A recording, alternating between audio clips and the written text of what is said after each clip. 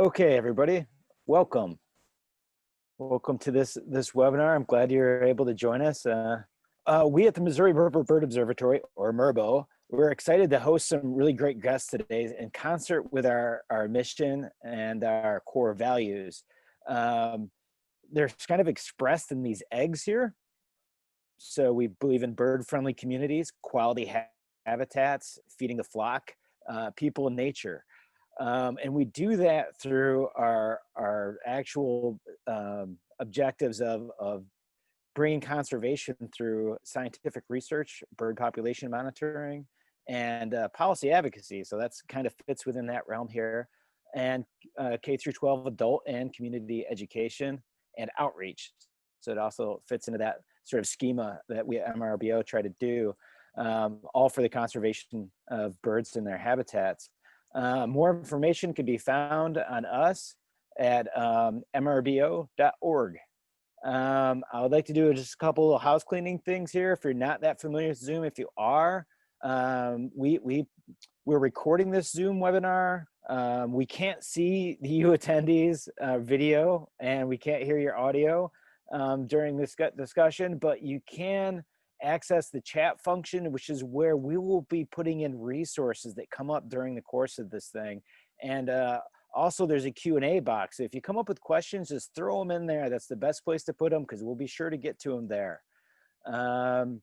After my introduction to all the guests, the advocates that we have joining us today, we'll have also MRBO's co-director, Dana. She'll bring her unique perspective and experience. And we have MRBO's conservation science communicator, Zeb, who will moderate. We have a scheduled an hour, but we'll be happy to stick around as long as our guests can stick around to answer the Q&As. I'll start with introducing myself. I'm Ethan Duke. I'm MRBO's co-founder and co-director, and I'm really excited about today's program. I'm really passionate about nature, and I feel strongly that everyone can do something through advocacy. So I've been involved with things like the Conservation Federation of Missouri, CFM, and for about 10 years, and I've been a board member for a few years, and it's an umbrella organization that sort of looks over about 100 other supporting conservation organizations. So I love a couple other organizations that do great advocacy in Missouri. One is the Missouri Rural Crisis Center over here, and one is the Missouri Coalition for the Environment. But that's just about me. So allow me to make a brief intro to our guests. Here's Kyna. This is Kyna Iman. She is a rock star in the Capitol. We got to know her through CFM. Even in the most intense, crazy intense moments in the Capitol, she's like a bright, positive ray of light, and she brings wisdom and class and humor, and we're so thankful she's here today. We have Ed Smith. And Ed is probably the nicest pull no punches guy you'll ever meet. We met him through his work at MCE, and we just always enjoy his humor and his serious skills that he has in articulating the most pressing environmental issues we face. Mary Nemecek. Mary is a force of nature. That's what I always think of whenever I think of Mary. She is one of these people that is just as deeply passionate about birds as we are, as well as advocacy. We met Mary through the bird world, but she doesn't stop there. She works full-time job, and her efforts for all of our natural resources and our public lands, they could easily be another full-time job. And when you're looking for a friend, look for one as selfless as Mary. She's just a great person. And I'm not going to drone on and on about Dana, even though I could. But she's an amazing partner as we've built MRBO over this last decade. And she's also one of two representatives of the National Wildlife Federation for the Conservation Federation of Missouri. But all in all, she's like a tireless advocate for our environment and environmental justice and all that that means today. Zeb. We're so excited to have Zeb on board with our team. His analytical skills, his academic background, his tech savviness. I mean, he's really helping MRBO move into the future. And among other things, he's been working to enhance our communication of science and advocacy with the public. So I'll just end on this note here as I introduced everybody, a little thing about democracy, that it's not a spectator sport. I learned this back in 1992. Was I was doing a high school project, hosting and moderating our hometown's mayoral debate. And there are many ways to participate in our processes to help support our conservation efforts. And but hopefully you'll find the best way for you from all these great speakers that we have. And so Kyna, I guess I'll just hand it off to you, and we'll begin. Okay. So thanks, Ethan. I want to start off. Ethan asked me to give a little background on myself as a contract lobbyist and kind of what contract lobbyists do in the Capitol. I've been working in the Capitol for 35 years. I started out through an association with Missouri Citizens for the Arts, which brought me to the Capitol a couple times a year, but not really full time. I did a lot of local lobbying. And so got bit by the bug and opened my own firm in 1993 and went as a contract lobbyist. And what that means is I represent about 18 different clients. And as Ethan mentioned, I represent Conservation Federation of Missouri and some of the other ones like the Nature Conservancy, Missouri Association of Humanities Council, and a lot of non-for-profit groups. And so I just wanted to spend a second explaining why that's so important, is because I, as an association lobbyist, rely a lot on members or the grassroots advocacy portion. And so it's so important for me to have a good relationship with the members of the association, and the more active you can become in helping be a conduit to legislators and constituents. They definitely want to hear from you. That makes my job a lot easier when I'm walking through the halls. Like Ethan said, trying to be enthusiastic after we just got shot down on an issue or something.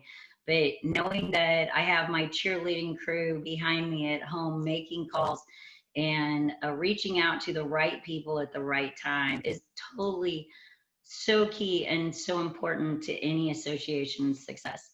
And so I just can't stress enough to everyone on how important advocacy is. I know it's scary.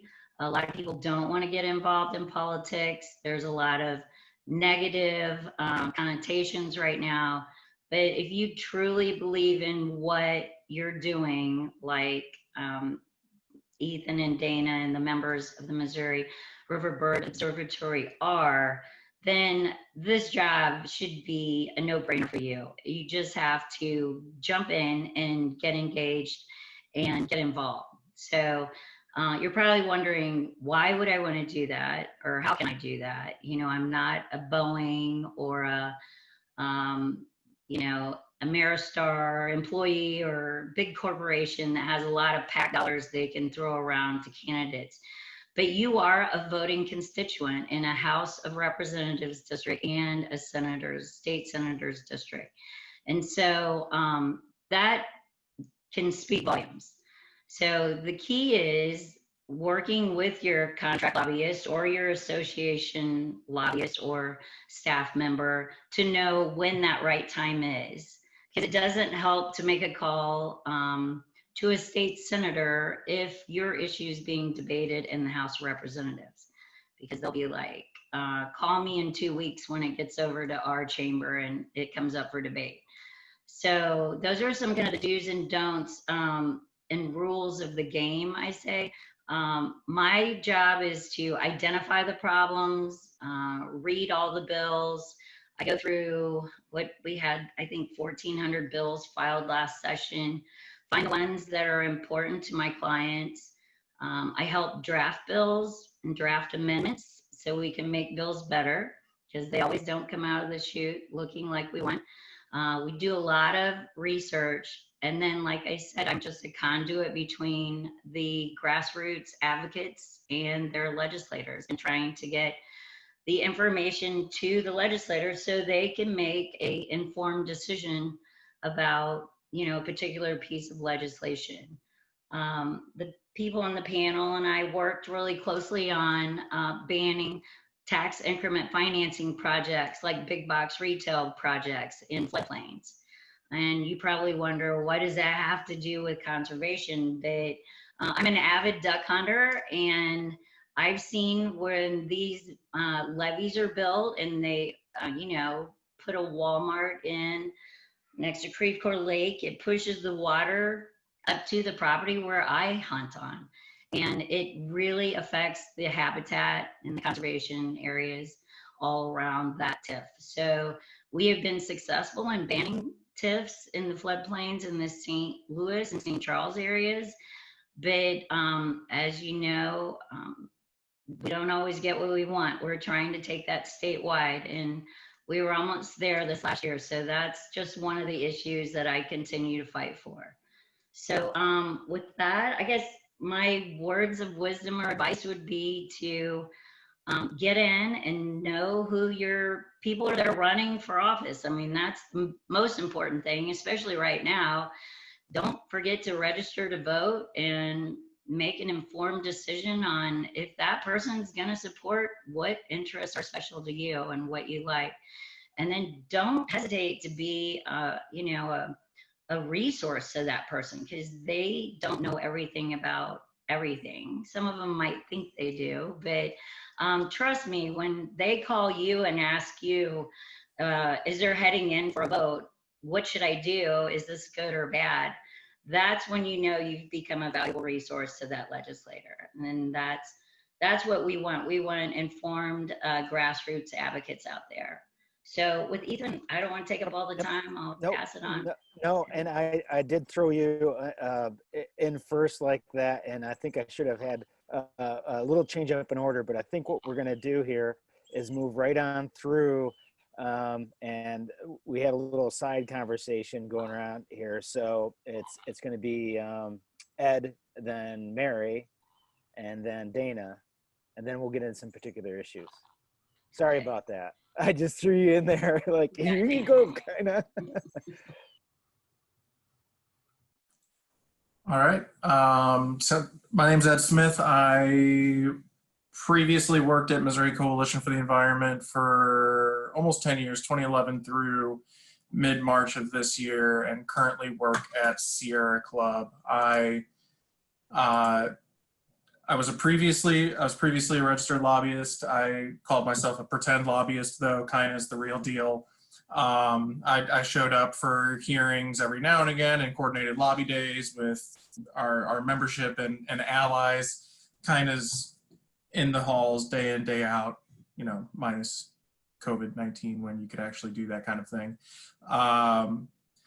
So I just want to kind of awesome person. I just want to give her the recognition she deserves. My first impression, one of the first impressions I had of Kyna was hearing this amazing story, and this is why people like her are amazing, about how a senator who very much disliked an energy efficiency bill took her dog out for a walk and Kyna hustled to the bill sponsor, got it on the floor, brought it up for a vote.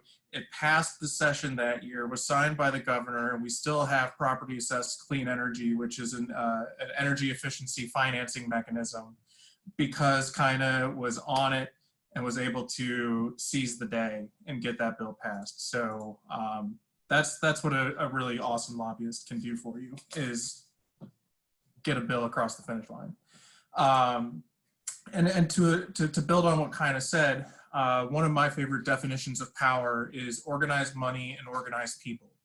And so many of the folks on this call may be members of an environmental organization, and that organization may have some money to hire a lobbyist like Kyna, or put some money into legislative advocacy, whether that's online platforms that help you better connect with your lawmaker, or if you're well endowed like Ameren, Missouri, which often has the largest crew of lobbyists hired in the state, you can just hire people to have, you can have 2 dozen, 3 dozen lobbyists working for you in Missouri.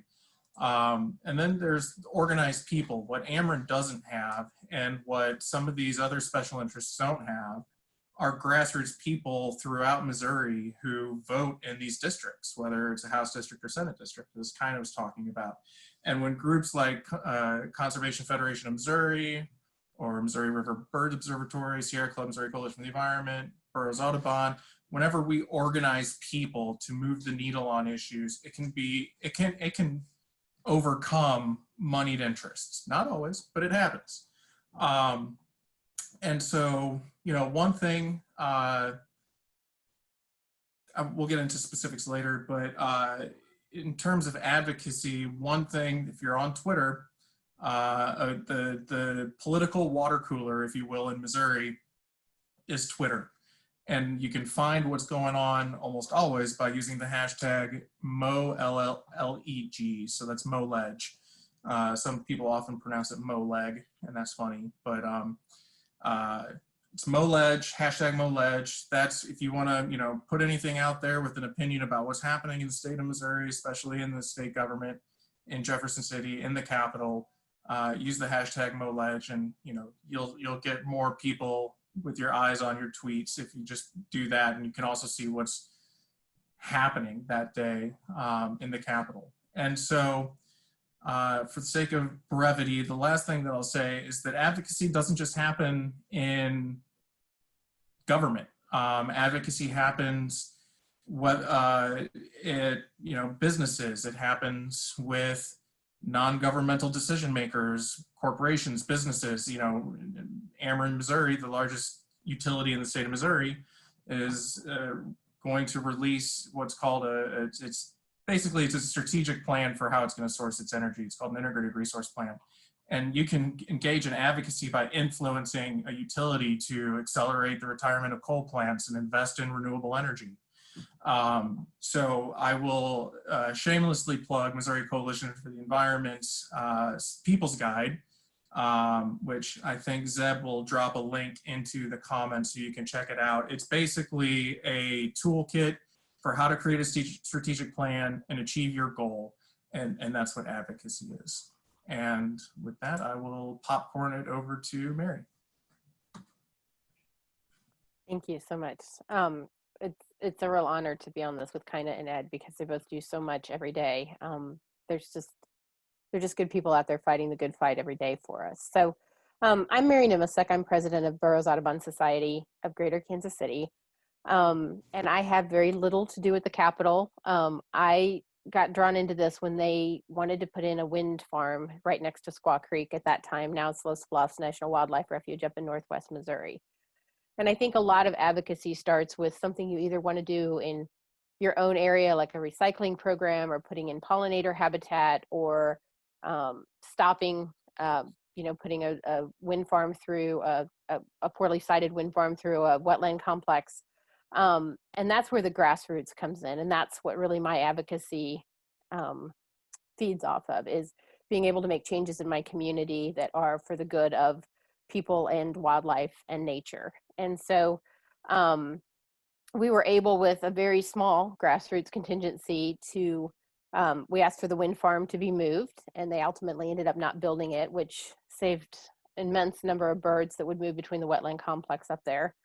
But I've been involved in things like working on pollinator habitat on roadsides, or getting funding through at the national level for a Corps of Engineers project that put wetlands in Parkville, down in the along the river down there in Parkville. So what I want to say is just find something that you want to advocate for. It isn't always something statewide, such as calling your legislator. It isn't always something nationally, such as, calling your congressman or your representative. I mean, sometimes it's just talking to the county about what they're doing on the roadsides, or talking to a school district, or working for a recycling program in your neighborhood, those kind of things. And once you get started, it's pretty easy to find your path to where you go next. And I will tell you, like the rest of them, you get bit by the bug. And once you see that you can make a difference and a change, and it takes a very small number of people to do that sometimes, you really just keep thinking, what else can I do, and what's the possibility? So that's my encouragement. Just start somewhere.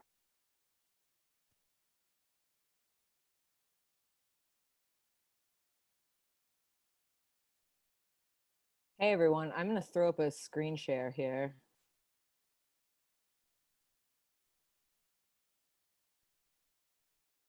we go.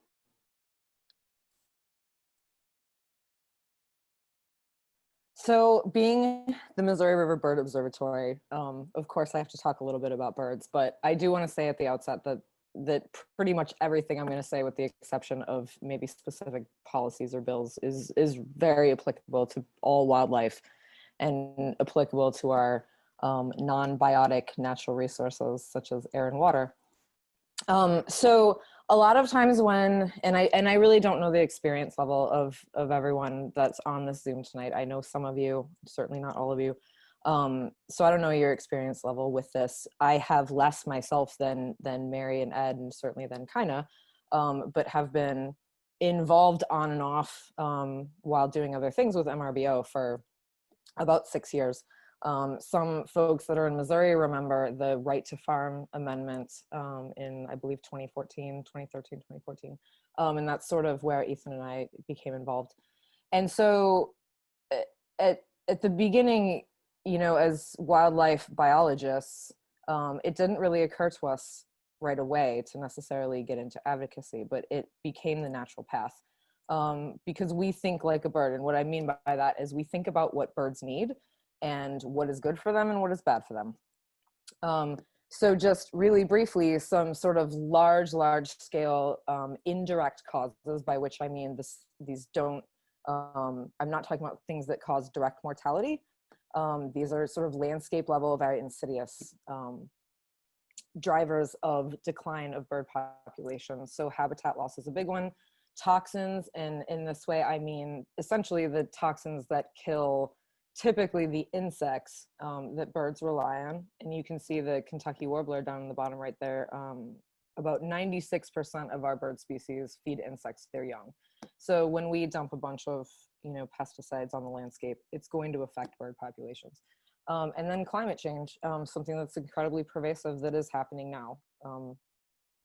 Direct causes of mortality, direct causes of population decline. Here are some of them. This is a chart done by the American Bird Conservancy, and you can see the raw numbers there, basically. So if you look, outdoor cats is a huge situation. This is something that people advocate for on a neighborhood by neighborhood basis. So, you know, Mary sort of mentioned maybe starting small. That's a really important topic that can be started small.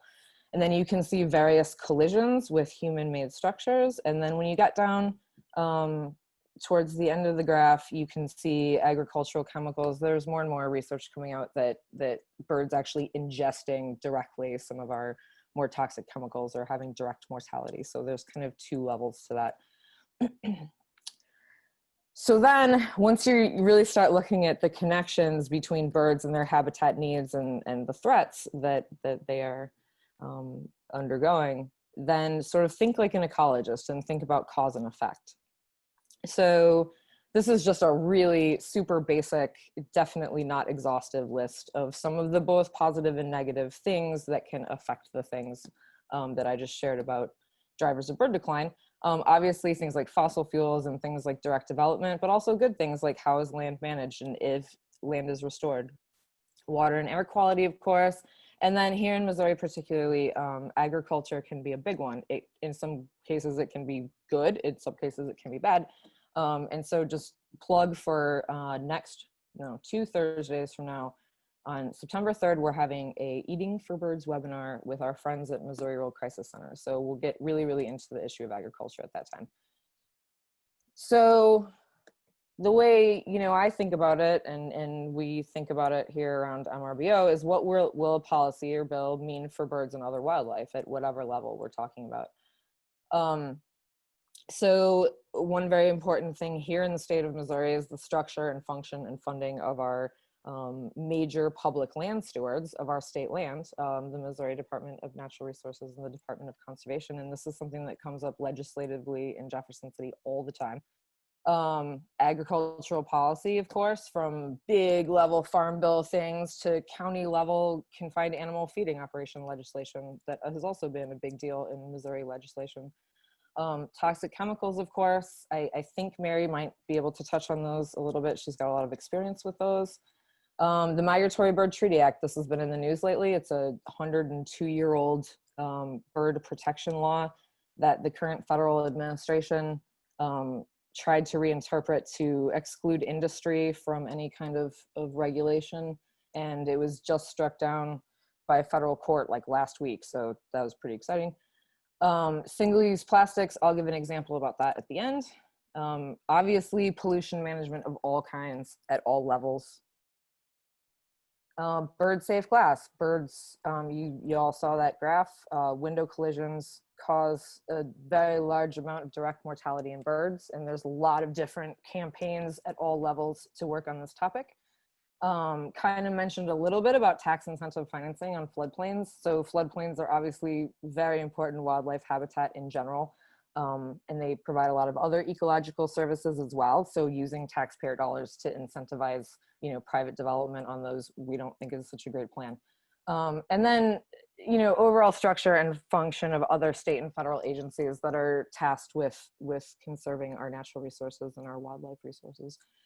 So I sort of meant that, like, I meant to just like throw this at everyone and be overwhelming, because this is not even remotely an exhaustive list of all the possible topics that will affect birds. So what do we do? I mean, I remember when we first got into this, you know, and there's certainly days that I'm still really, really overwhelmed, because there's so many threats, and sometimes there's opportunities to really push stuff forward that's really positive too, and then that can be very exciting. But what's a citizen to do? So I would say what I've learned from, you know, Ed and Kyna and Mary and some others that we work with is, don't feel like you don't deserve a voice. You're a citizen, you're a United States citizen, you absolutely have the right to speak out.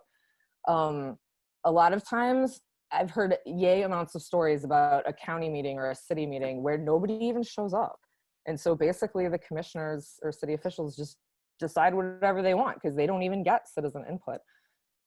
And so one thing that I found worked well is to pick a couple issues and really, really focus on those, because this is not my full-time job either. So a few organizations have been mentioned. You are definitely not alone. These are some of my favorite organizations in the state to keep up with legislative issues. Many of them, if you go to their website, and I think Zeb will put some of those in, they have actual legislative specific update emails that you can get on. I put us in there because we do often throw into our e-newsletters some current legislation that might affect birds or other wildlife as well. But these are our Missouri state level. And here are some of just my personal favorites at the federal level to kind of follow. And you will, yes, you'll end up getting tons and tons of emails. You won't necessarily read them all, but these folks' job is to keep the rest of us up to date. They often have staff members or multiple that do this. So something I've found helpful, kind of mentioned already, obviously knowing your local officials, knowing who they are. The Conservation Federation of Missouri has a legislative action center where you can simply put in your zip code and your address, and it just pops up who your legislators are, in case you don't know right now at this, you know, state house and state senate level. So one thing that I found super useful is to, you know, not listen to other people's interpretations necessarily of bills. Go to the source, go to house.mo.gov and senate.mo.gov and their counterparts at the federal level. So this is just a screenshot from the Missouri House of Representatives website, and you can see I have it pulled up as just a numerically listed bill listing here. But you can also go to each representative, you can find out exactly what they've sponsored, and you can determine for yourself whether they're representing things that you're interested in or not. And then just jump in, just do it. Calling and writing and even visiting is a good way to start. Getting involved in campaigns kind of goes along with the join with others. Ed mentioned organized people versus organized money. Conservation is probably never in my lifetime going to be able to outspend anti-conservation interests, because those are typically very well-moneyed corporate interests. So I hope to live to see the day where we can, but we really just need a lot of people to join together and use their voice. And please, please vote by examining issues. Please don't just vote based on, you know, party or what someone else told you or whatever. These policies have a great effect on your life and the life of the wildlife that you love. So just really quick personal example. This is an issue that I work on, you know, as much as I possibly can. We have it. I know a lot of things are spoken of as a crisis, but this has gotten far, far, far worse in my lifetime. It's gotten far worse in the last 10 years. We need to stop the cycle of single-use plastics. So I'm sure a fair amount of people on this call are kind of aware of, particularly of the end game. We have a waste problem. We have a lot of plastic in the oceans. But single-use plastic particularly is a problem throughout its entire life cycle. So good legislation in the US House of Representatives is an act called the Break Free from Plastic Pollution Act. And you can see, you know, this again, I just went to house.gov. You can see who sponsored it. You can go to the tab. You can see this bill has 80 co-sponsors, which is, you know, pretty exciting. So we'll see where this goes. On the sort of the opposite side, here in Missouri, we have a ban on plastic bag bans. And I'm sorry that sounds confusing, but basically municipalities or political subdivisions of any type are not allowed to ban or disincentivize with a fee plastic bags. Because those crazy people in Columbia a few years ago wanted to have a town-wide ban on plastic bags, is my understanding of how this came about. So, you know, lobbyists and others that want to manufacture plastic did not like this. So we have a ban on bans, which essentially is, I don't like it for environmental reasons, but it's also fairly unfair because these municipalities have to deal with their own waste management and they have to finance that and they have to deal with the logistics of it. So, you know, the state's basically telling them that they can't make their own choices. The last couple of years, there's been bills sponsored in the House to expand that ban on bans to not just plastic bags, but to all forms of plastic so that we keep using single-use plastic, which I think is not a good idea. So just to give examples, I've tried to educate myself on this issue as deeply as possible. Tried to educate others. MRBO put on a screening of the movie The Story of Plastic, which I highly, highly, highly recommend to anyone. It's very, very eye-opening. We had a panel discussion, so we've written some articles and things like that. So I've attended hearings. I would like to testify if possible, if and when this comes up again. Of course, made calls to legislators. Written letters to companies and getting involved in something called a brand audit, where we essentially collect hard data on what brands plastic products end up most in the environment, like what corporations are contributing to this plastic production and waste problem the most. And then, you know, Ed mentioned corporate advocacy, and this is a form of corporate advocacy as opposed to legislative advocacy. So I like this quote. And everybody said it before as well. And I'd like to share one thing that a wise woman that we know here in Missouri said to Ethan and I when we were worried about getting involved in these sorts of things. She said, it's not just your right, it's your duty. The wildlife, like they can't go testify in Jefferson City or call anybody or anything. So if you love wildlife, this is kind of a good thing to do. Back to our panelists. All right, that was great. So I think we've met everybody on the panel, and then we've gone over some of the major issues and how to get involved in being an advocate for conservation efforts. And right now, I'm going to wait for questions. We don't have any in there right now, so if you want to enter any questions you have for anybody on our panel, put them in the chat, and put them in the Q&A box, please, and I will read them to our panelists, and they'll start a discussion. I do have some prepared notes though from last time, so I wanted to start off and let you guys go off of that. One of the things we talked about in our pre-meeting was talking about how any bit helps when you getting to know your officials, like yard signs and postcard, and so how to get involved with knowing your officials and how to help them in the process, in the election process. Yeah, so Zev, I can jump in there. It goes along kind of with the grassroots advocacy part. Everyone should know who your state representative is and your state senator is. And if not, Dana gave you some really helpful websites there at the House and Senate you can look up. But I think a lot of people are hesitant to get involved in campaigns because they think, oh my gosh, I have to write a check for $1,000 or, sell my soul to the devil to get, to even get a meeting with this legislator. But, Missouri is very user friendly. If you call the Capitol switchboard, you don't get like 50,000 people you go through. Sometimes you get your own legislator. So it's really easy to reach out to these folks.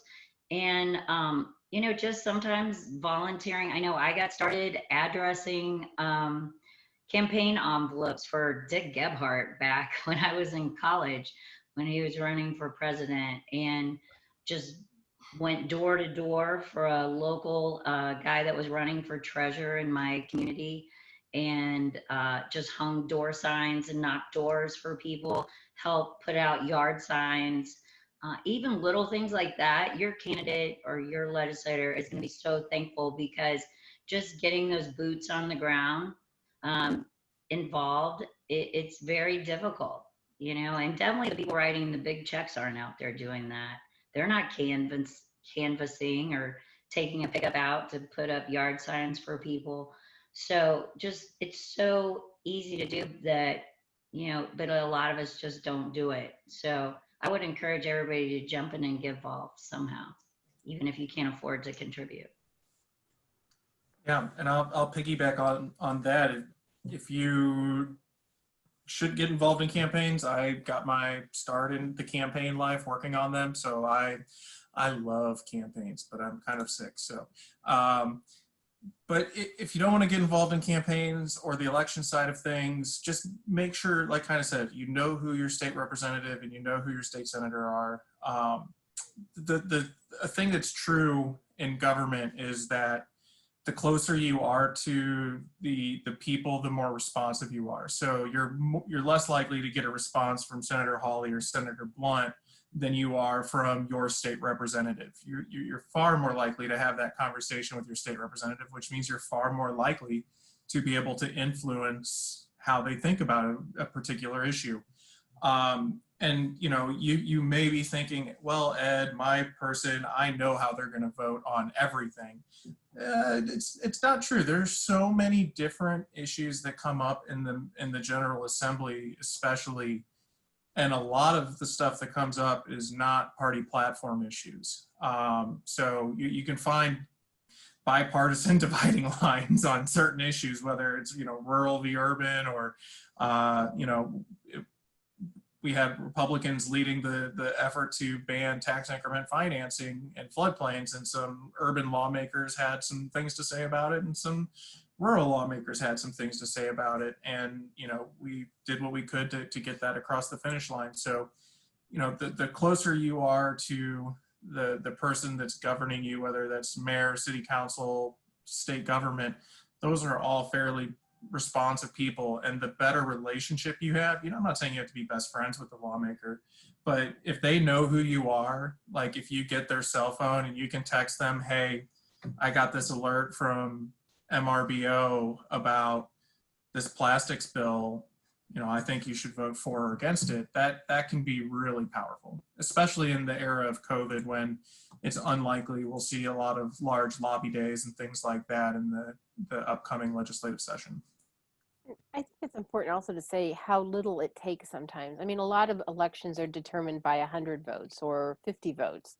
A lot of times if there's a topic and you call your representative or your senator's office, 20 phone calls all of a sudden makes them pay attention to something that they didn't really have on their radar, or they weren't informed on and weren't really seeking more interest in it. So it's not like it needs this huge groundswell. It's if you get involved and your neighbor gets involved and the person across the street gets involved, all of a sudden you start to get lawmakers' attention and you start to gain some momentum, and you can start to, have your voice heard. So don't ever think that like one phone call or one email isn't going to make a difference, because I've seen it over and over and over again happen.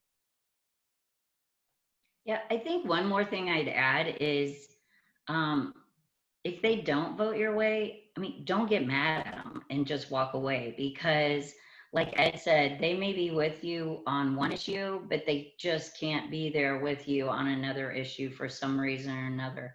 And I found that, you know, lobbying the entire General Assembly, that people are like, how can you talk to them? They're terrible on our issue. And I go, I know, but they're great on another issue that I'm helping, you know, the nurses with or something. So you just can't take defeat personally. You have to stay at it and don't damage any relationships that you've worked on so hard to build up.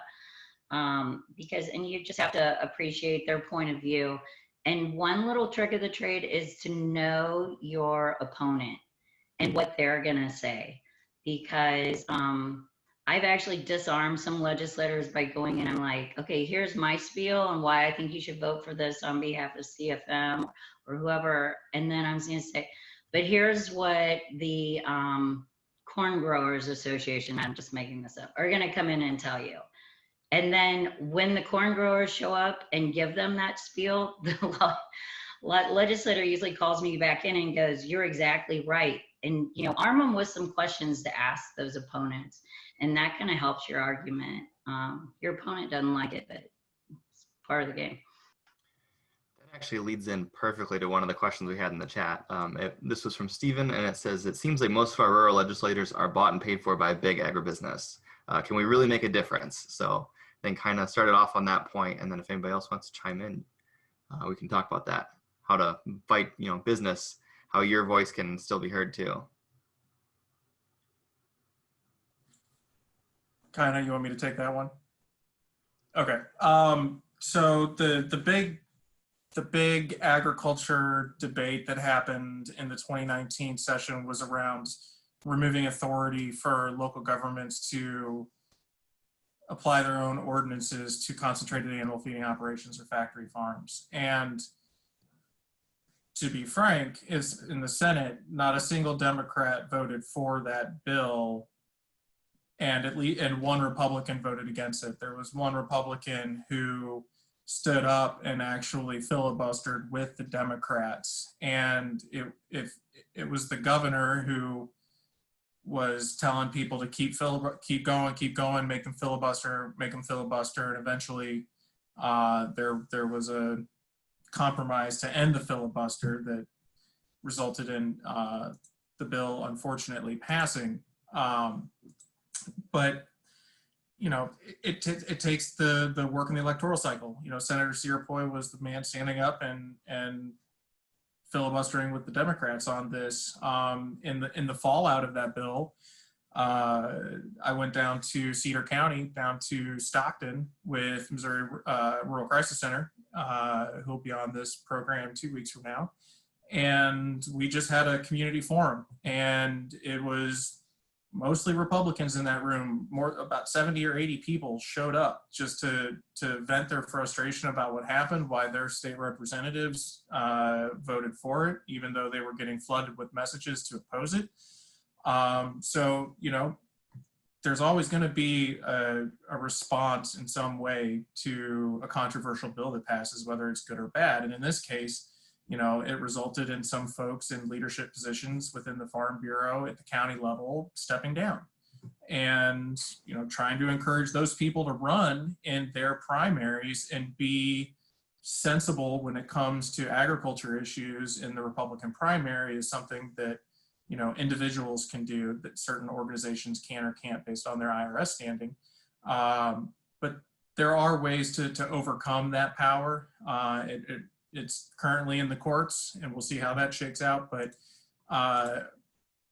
it is possible to best the Farm Bureau, but we need to work on building that people power and overcome their financial power.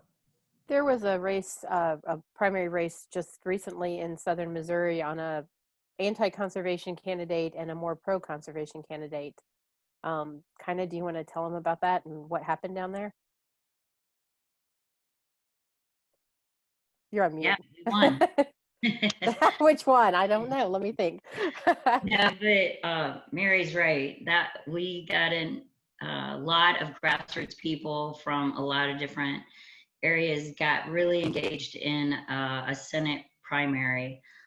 in southern Missouri against a candidate that would just be devastating for conservation and has been since his time in the House.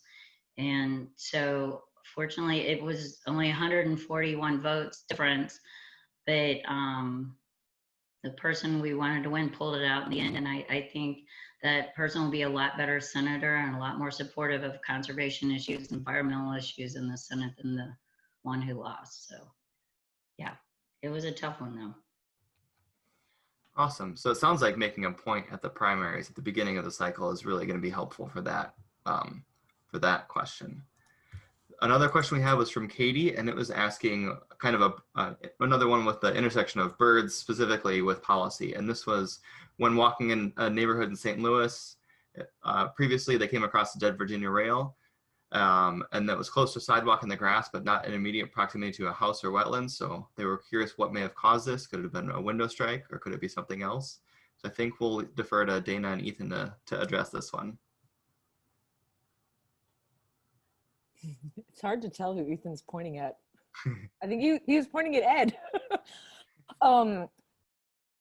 Even though it wasn't necessarily in the vicinity of a structure, it could have been a bird that struck a window and it lived for a little while and then perished later on. It could have been a car strike, but certainly bird striking windows is a huge issue, and there's a lot of good work going on this topic all across the country. Burroughs, Audubon, and MRBO run a project in Kansas City called Bird Safe Kansas City that seeks to reduce bird collisions with windows. St. Louis Audubon has just sort of reincarnated a project of their own called Bird Safe St. Louis, and it's, you know, New York State has passed legislation recently saying that all new construction has to be bird safe glass, which is going to be a really huge deal because that's going to ripple up the manufacturing chains, and we're going to have a lot more bird safe window manufacturing, so it's going to be a lot easier, which will drive the price down, which is always a consideration. So yes, this is another example of advocacy, sort of more local, and these sort of window strike issues are even down to like the building level, or if you're working with, you know, homeowners or neighborhoods, it can even be kind of down to the individual level. So it's basically sort of getting people to change their behavior to, you know, have an outcome that you want, which is, you know, for us, not birds not getting killed on windows. You know, water birds, you know, have a tendency to do that for some reason, Sora and other birds. And oftentimes it's the same thing that caused the window collisions. You know, it's a lighting factor. I just got a good email from the American Bird Conservancy and all these other things that they announced, like the Migratory Bird Treaty Act situation. They also have a webinar that I'm just going to put in the chat here that's coming up if you're really more interested in that bird strike issue. And then also out of Wisconsin, the first bird-friendly building ordinance is passed on August 4th. Madison Common Council unanimously adopted the state's first bird-friendly building ordinance. So there's ways to do that. Awesome. I also wanted to put one more thing in the chat that I thought Dana was going to address too, is that we as Missouri River Bird Observatory are partners with the new organization that's helping out with window strikes and light pollution with Lights Out Heartland. So I'm going to put that in the chat now. Yep. Yeah. So that's another one that is involved helps as well. What's that? I'm sorry. Burroughs is involved as well. Yeah. So two, you know, several of us on this call. Thanks for bringing that up. And before we get too far, there's a couple more minutes for last minute questions if you want to type one in real quick. We also wanted to have our guest panelists try and explain one of the issues that they've been really deeply involved with, briefly of course, but one example that they have a particular issue that they've worked on in particular. And I think, Dana, if you want to elaborate on what you're asking here, what we want for them to discuss, that would be great. Sure. Just, I guess I'm asking an issue that you have worked on or are working on that's near and dear to your heart, basically, that you're really deeply invested in, and that might be your favorite. Well, I've got one off the top of my head, and I'll throw it out there. So for an incredibly long time, most of my time at Missouri Coalition for the Environment, and I've continued representing the organization on this issue beyond my time as staff there because I care about it so much, is the Westlake Landfill Superfund site in St. Louis County. It's a landfill that contains radioactive material, like just in the landfill, not in barrels or anything, that originated in St. Louis when we processed uranium for nuclear weapons dating back to World War II and then into the Cold War.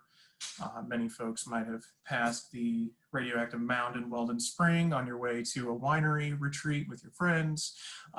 Some of that material made its way into this landfill, and adjacent to the radioactive part is a smoldering landfill fire.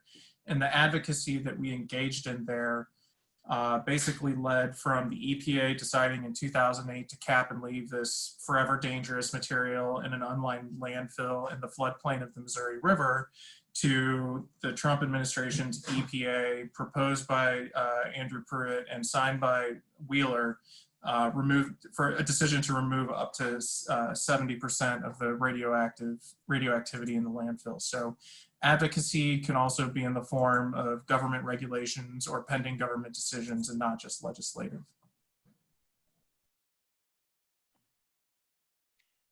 Well, actually, one of my favorite topics was this past session where we had to change one word in statute from "and" to "or" because on the Share the Harvest program, venison meat, before it could be donated to a food pantry, had to be frozen. And we wanted to change it where you could donate shelf stable or like meat sticks to the kids backpack program. And now, especially after COVID, and we're doing so much more of that feed, families through that program, I was so excited that we got that passed and the governor signed it this summer. So where now the food can be frozen or shelf stable. So that was just one of those issues that you don't think it's that big a deal, but it still takes legislation and takes grassroots advocates to get it over the hump.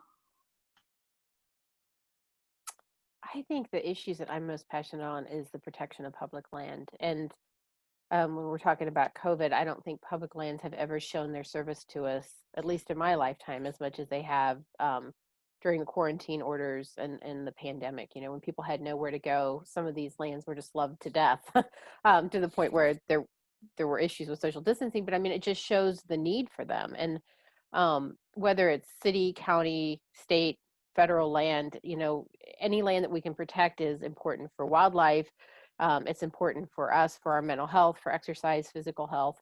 And there's a topic that keeps coming up, and it has to do with the state park, the 11 Point. And it's come up a couple times where there's a long backstory, but due to some disagreements about how the land was acquired, there are legislators that would like to sell it. And selling public land, I think, is an incredibly dangerous precedent.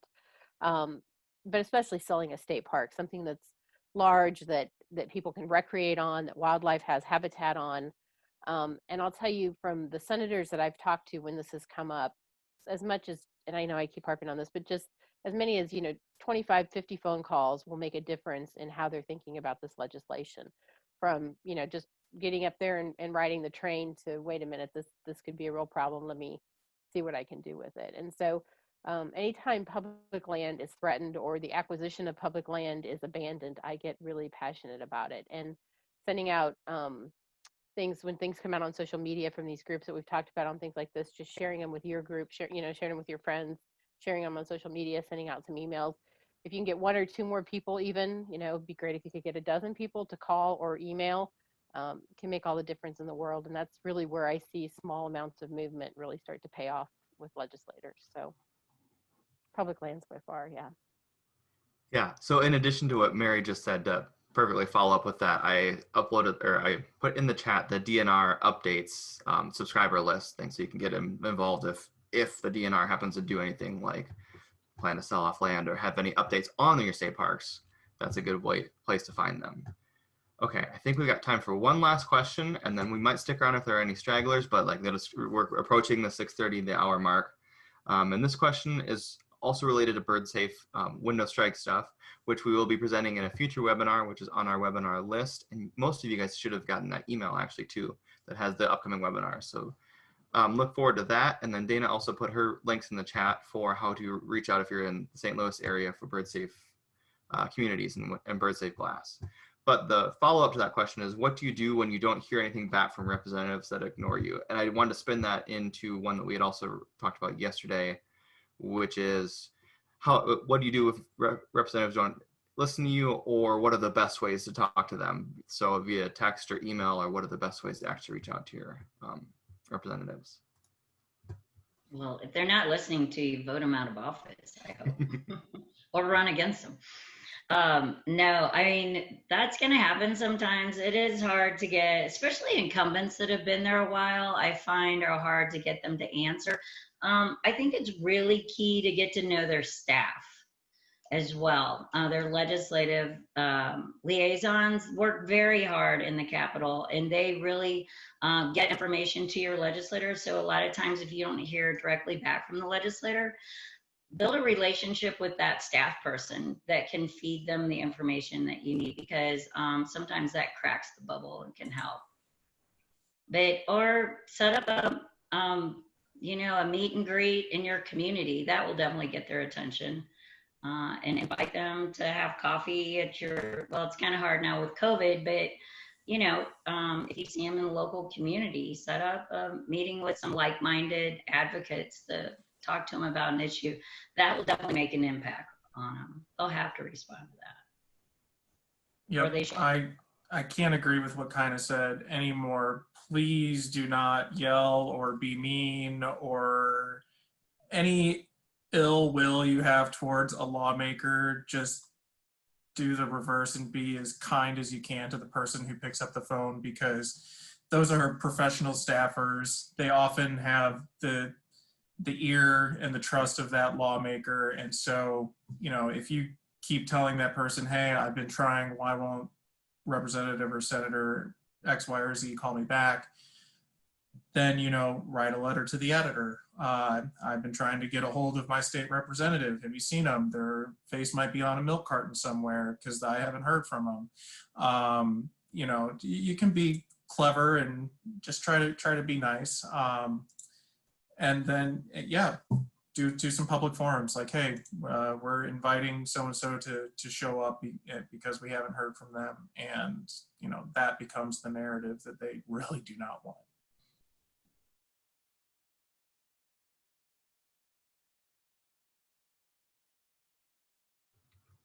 All right, so I think that's a great way to answer that question.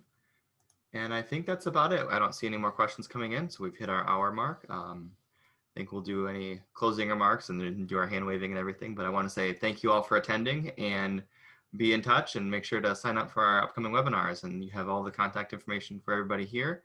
And thank you again for attending. And thanks to our panelists. Thanks, friends. Thank you, panelists. Really appreciate it.